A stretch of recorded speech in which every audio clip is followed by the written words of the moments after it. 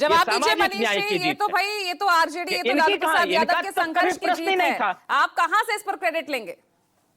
और ये तो जग जाहिर है जो लड़ाई उनकी जिस तरह से शोषित वंचित वर्ग के लिए रही है।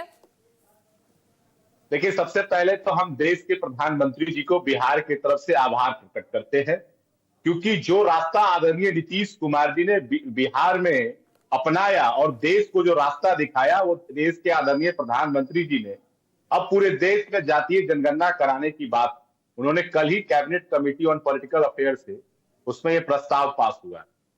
अब वे जयंत भाई अभी कह रहे थे, हम इनसे जानना चाहते हैं कि मंडल आयोग का गठन कब हुआ? क्या उस समय कांग्रेस ने उन्हें गठन किया था? मंडल आयोग का रिपोर्ट 1980 में आया, तो उस समय उसके बाद इंदिरा गांधी जी देश के प्रधानमंत्री बनी, राजीव गांधी जी बने, और अभी एक ये नारा कर रहे थे, मैं भी एक नारा सुना देता हूं। उस समय एक नारा था, न जात पर न पात पर मोहर लगेगी हाथ पर। जरा इनसे पूछिए किनका नारा था? कांग्रेस सबसे पिछड़ा हित ऐसी हो गई भाई, कब से हो गई?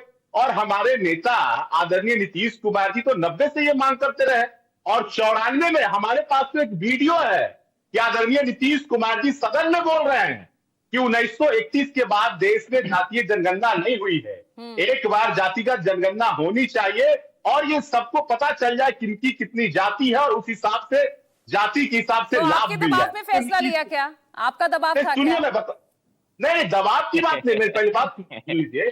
नीतीश कुमार जी तो बिहार में 2019 में दोनों सदन से जातीय गणना का प्रस्ताव पास कराया।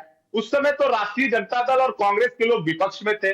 जब देश के प्रधानमंत्री जी से मिलने गए, आदरणीय नीतीश कुमार जी के गए, तो उस समय ये लोग विपक्ष में थे। नीतीश कुमार जी ने अपने राज्य के संसाधन पर बिहार में जातिगत सर्वे कराया। लेकिन सवाल यह है कि आपको दबाव बनाने की क्या आवश्यकता है भाई? आपको संघर्ष करने की क्या आवश्यकता है? देश की जनता ने लंबे समय तक कांग्रेस को मौका दिया, राजद को बिहार में 15% तक संघर्ष मौका तो करना पड़ेगा ना। 10 साल से तो आप भाई 10 साल से मोदी गवर्नमेंट यहाँ पर थी ना, अब जाकर याद आया क्यों है? जब आपको लंबे समय तक नेतृत्व करने का मौका दिया यहाँ पर कांग्रेस लिख रही है, पोस्टर चस्पा किए गए मनीष जी, पोस्टर चस्पा किए गए हैं कांग्रेस की तरफ से। वही तो क्या चुकाने वाला ये तो कितना हास्यास्पद बात है, हास्यास्पद बात है कि मंडल आयोग को रिपोर्ट को कूड़े के डब्बे में फेंक दिया गया। कूड़े के डब्बे में इंदिरा गांधी जी प्रधानमंत्री बनी, राजीव गांधी जी बने, लेकिन आदरणीय नीतीश कुमार जी, ये तो नीतीश कुमार जी का संघर्ष का परिणाम है। लालू जी कोई वीडियो दिखा दे, कोई लालू जी के पास साक्ष्य हो, उसके बाद मनमोहन सिंह जी क्या बोल रहे हैं? ठीक है, रुकिए प्रधानमंत्री बने। लालू जी कहते थे, लालू जी रेल मंत्री थे, काहे नहीं करवा दिए भाई? तो आप जब सत्ता में रहते हैं तो अपने पारिवारिक आरक्षण की बात करते हैं। तेजस्वी यादव भी यही सवाल पूछ रहे हैं, अगर नियत वाकई साफ है तो अब करवा दीजिए ना, केंद्र की 9वीं अनुसूची में शामिल करवाइए, बढ़े हुए आरक्षण को लागू कराइए। चलिए अब रुकिए।